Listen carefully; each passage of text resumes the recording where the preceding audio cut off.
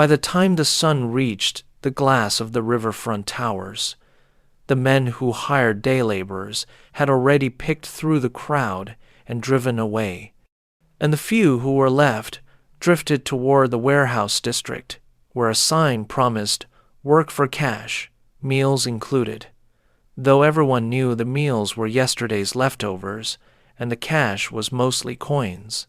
Evan stood among them, because standing was what you did when you had nothing else to offer, hands visible, eyes lowered, the old backpack hanging from one shoulder like an apology that had become a habit. He had slept beneath the overpass where the river wind cut straight through the concrete, and the city's early freight whistles had turned his dreams into long gray corridors he could not quite escape. The warehouse foreman came out with a clipboard and a voice that carried the boredom of a man who had decided long ago that people were numbers and numbers were easy to stack. He pointed, not at names, but at bodies. You, and you, everyone else, try again tomorrow. Evan was almost relieved when the finger passed him by. There were days when pride was hungrier than his stomach, and the idea of working in front of men who laughed at the dirt under his nails felt heavier than the pallets he used to lift when life still had an address. But the foreman, maybe spurred by the sight of an extra pair of hands, barked again and waved toward the loading bay. Evan walked in with the chosen, the smell of stale yeast and old cardboard rising like a tired tide, and the first thing he saw was the sign above the time clock, no ID, no pay. He had an ID once. He kept it in a wallet he no longer carried, in a life he no longer claimed, in a house that belonged now to someone else. The man watching from the mezzanine office had never seen the loading bay from this angle.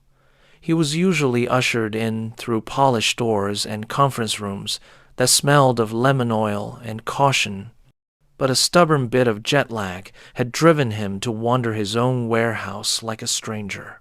Adrian Lockwood was 57, a man whose name was printed on cartons that crossed oceans and on buildings that seemed determined to touch the sky.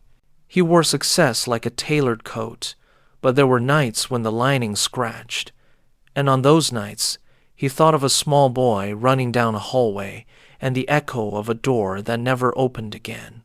His brother had been 12 the day he vanished from a foster home that was supposed to be temporary, and the family's money, so useful everywhere else, had bought only silence. People said that grief became lighter when you carried it long enough. Adrian had learned the opposite, that it became a stone that found new ways to press. He was about to turn back when he saw the line of men file past the time clock, and one of them moved in a way that jolted the stone inside his chest. The man was thinner, older, ragged at the edges, but the tilt of the head, the narrow shoulders, the left wrist lifted to rub the ribs, as if remembering an old bruise. Adrian knew that body language, the way a mother knows a lullaby.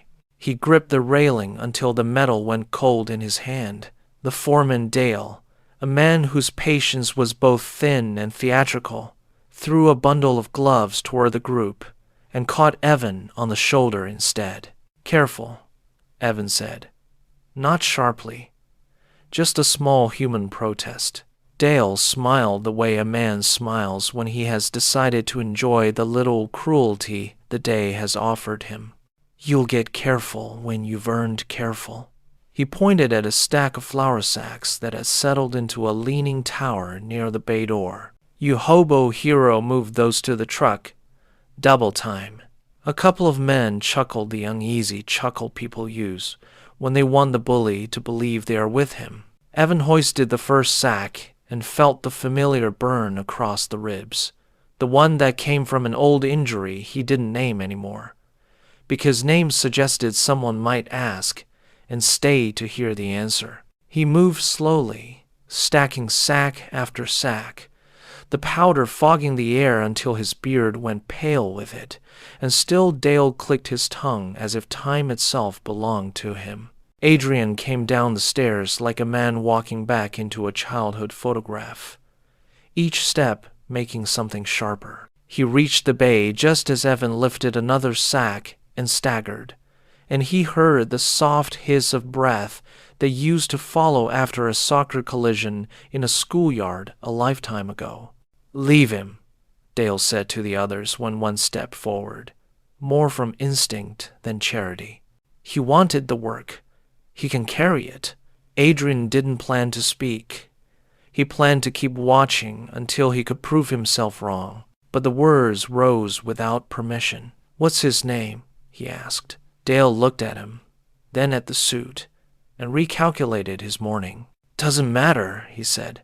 "They come, they go." "It matters," Adrian said, the quiet in his voice cutting sharper than anything louder. He turned to Evan and saw, at last, the face. There are moments when recognition isn't a thought, but a wave, and it broke over him now, cold and sure. The jaw was thinner, the eyes ringed with the sleeplessness of men who sleep with one ear open, but it was the same face he had seen in a photograph in his mother's Bible, the one she never moved from the top drawer of her nightstand. "What's your name?" Adrian asked, though his heart had already answered. Evan hesitated, as if names were tickets and he couldn't afford one. "Evan," he said finally. Adrian repeated it, softer, like a word he had tried not to say for 25 years. Dale rolled his eyes. "If introductions are done, we've got a truck to load." "We're done," Adrian said, and the way he said it made 3 men lower their eyes without knowing why. He stepped close, his suit catching the flour dust, and lifted the corner of Evan's sleeve without touching the skin. There, along the forearm, a thin white scar, angled like punctuation he recognized from childhood, a jagged comma earned on a bicycle, and a bad idea. Adrian's breath shortened. "Come with me," he said to Evan, and then to Dale. "Pay him for the day." "He hasn't finished," Dale objected. "Neither have I," Adrian answered, and the conversation, such as it was, ended. Outside, the wind carried the river smell up the street, and the light had the flat honesty of late morning. Evan walked half a step behind, the way men walk when they are uncertain whether they are being led or escorted. "I know someone who looked like you," Adrian said finally. "My brother." The word brother hung in the air like a fragile thing that might not survive the wind. Evan said nothing. It wasn't the kind of word you accepted from a stranger in a suit.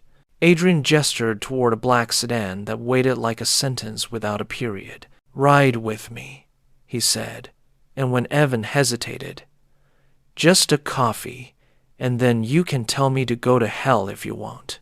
The cafe he chose was the kind with quiet music and chairs that didn't wobble, and as soon as they sat, the server looked at Evan's clothes and then at Adrian and recalculated the price of kindness.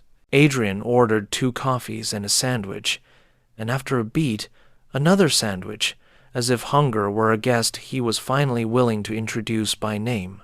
Evan ate slowly, the way you do when your body is not sure whether the good thing will last, and Adrian watched with the aching gratitude of a man allowed to sit near a miracle without breaking it. "Why are you on the street?" Adrian asked, when the cups were half empty and the silence had made a small place for a question. Evan rubbed the heel of his hand against the scar on his forearm, as if it were a worry stone. "My wife got sick," he said. "Insurance didn't cover enough, and then the house went. And then I got angry and stayed angry until the anger burned everything that tried to help." He took a breath that sounded like gravel. "After she died, I kept moving so I wouldn't have to stop and see what I'd lost." Adrian listened the way a man listens when he is measuring not just another's pain, but the echo of his own. "I had a brother," he said, and told the briefest version, The one without numbers and lawyers, only a door and a boy in a silence that learned to speak. When he finished, Evan stared at the cup, as if it might give him advice. "There's a shelter on Ninth that does showers," Adrian said after a moment. "If you like, I can drive you there. And then, if it's all right, we could visit a place that might have an answer none of us can see from here." Evan nodded, not because he trusted the man, but because hope is a stubborn muscle and his had twitched. The car smelt like leather and a memory Evan couldn't place.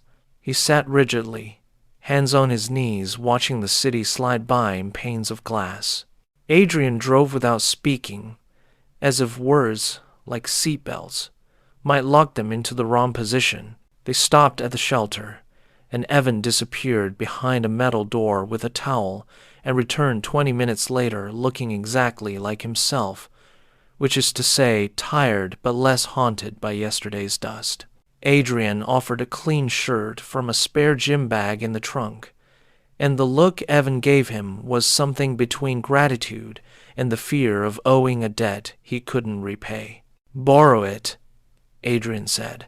"Not a gift. Not a gift." They drove north, away from the river, into a neighborhood where the houses had porches and the trees remembered older summers. The house they stopped at was not grand. It was the kind of place a teacher might own after 40 years, paint faded in a way that suggested loyalty rather than neglect. Inside, a woman with gray hair and eyes, the color of store-bought sky, opened the door and clutched Adrian by the forearms with a tenderness that made Evan look away. "Maureen," Adrian said, "this is Evan." She studied Evan the way nurses study, not judging the clothes, but the posture, the lines near the eyes, the places where pain had left its fingerprints. "Come in," she said, as if the invitation could build a bridge faster than doubt could burn it. They sat in a room that smelled of books and tea, and Adrian told Maureen why they had come. Maureen had been their neighbor when the Lockwood boys were small. She had bandaged scraped knees, and once, long ago, driven a frantic mother to the hospital, while Adrian's father signed papers he didn't read.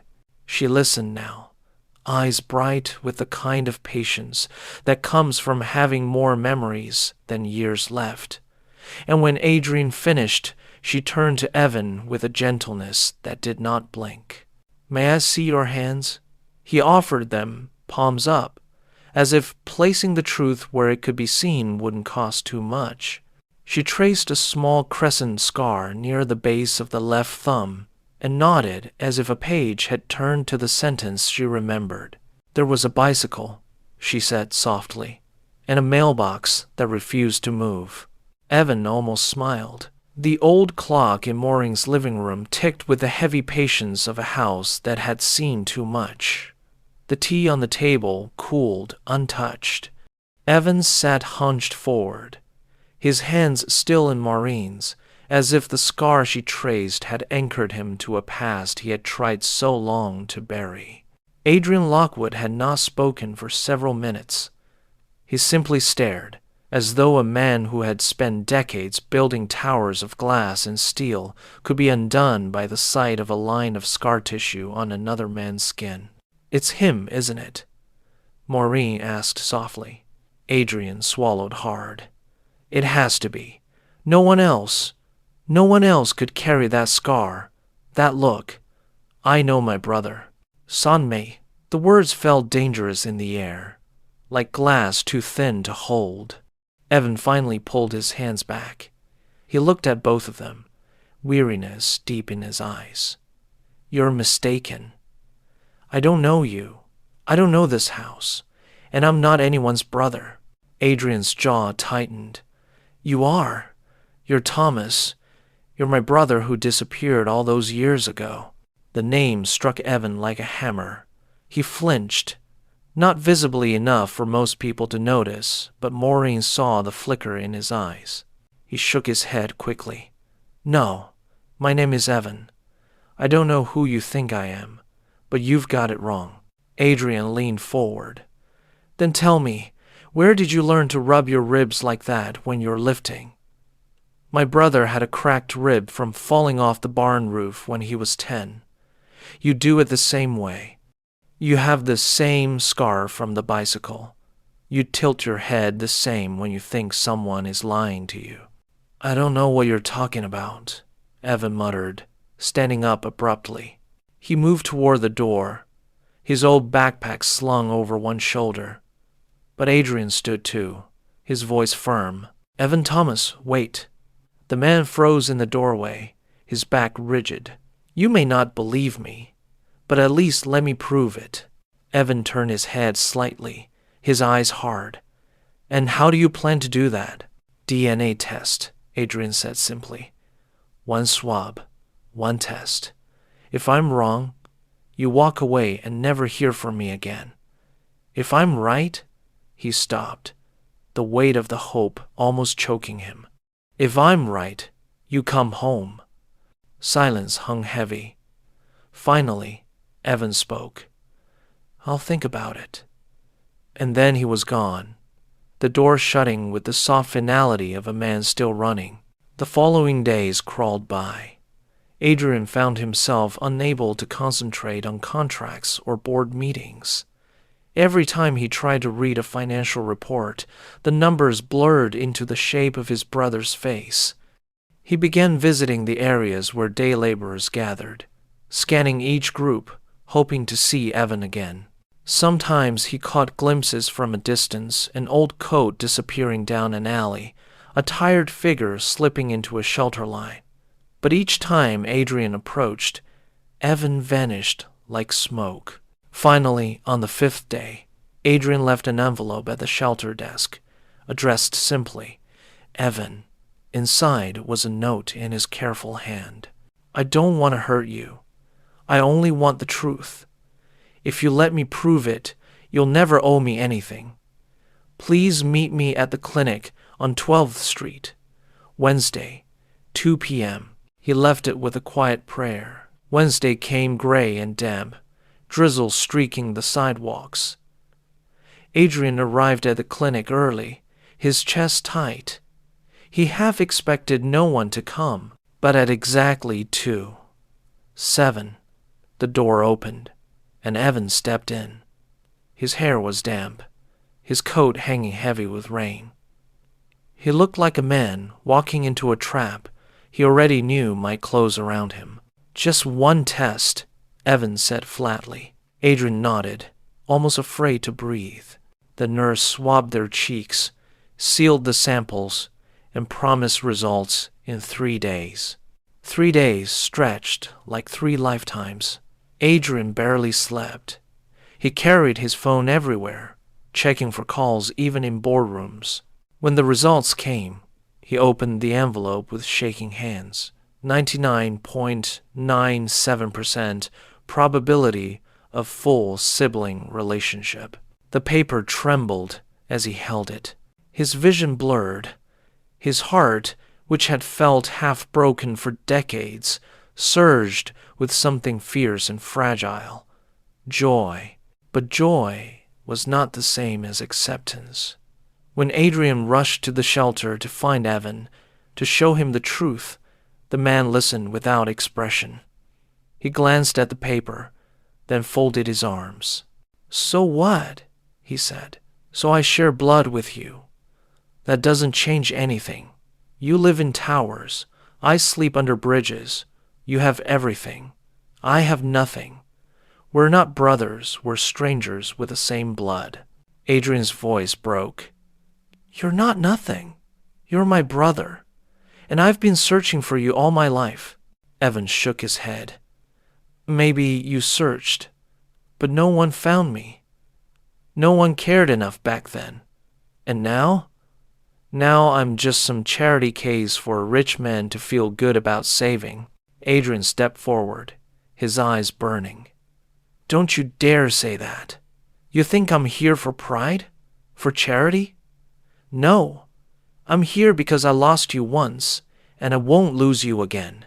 Evan's fists clenched at his sides. For a moment it looked as though he might swing them, just to push the world away, but instead he turned and walked out into the rain.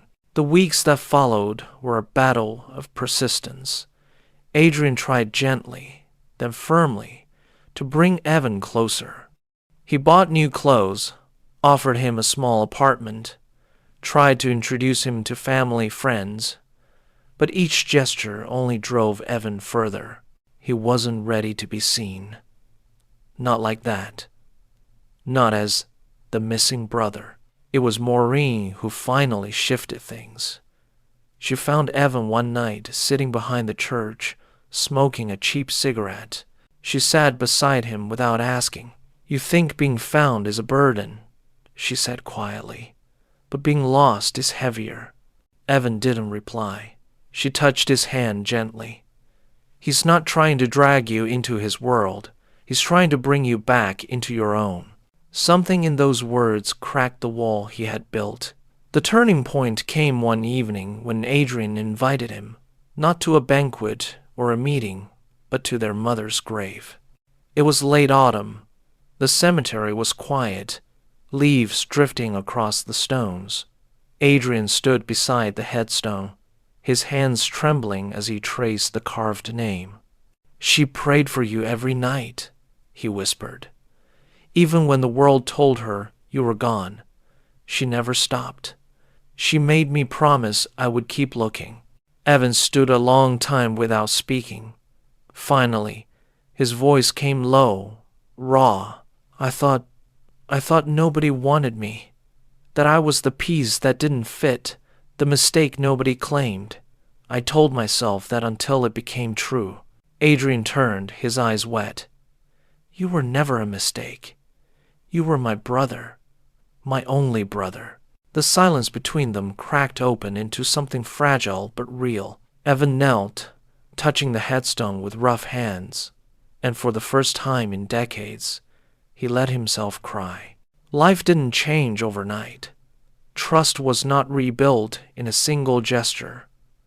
But slowly, carefully, Adrian and Evan began to meet in the middle.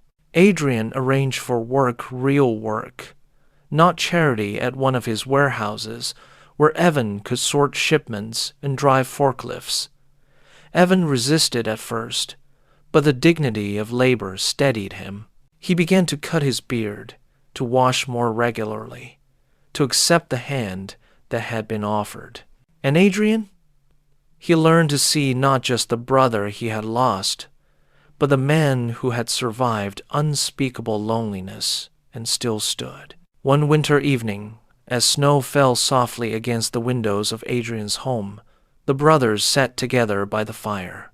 Evan held a mug of coffee, steam curling upward, his hands steady. "You still think we can be brothers again?" he asked, quietly. Adrian looked at him, his voice thick with emotion. "We already are." The fire crackled, the snow whispered against the glass, and in that room heavy with both memory and hope, the Lockwood brothers, once broken, now found, sat together at last.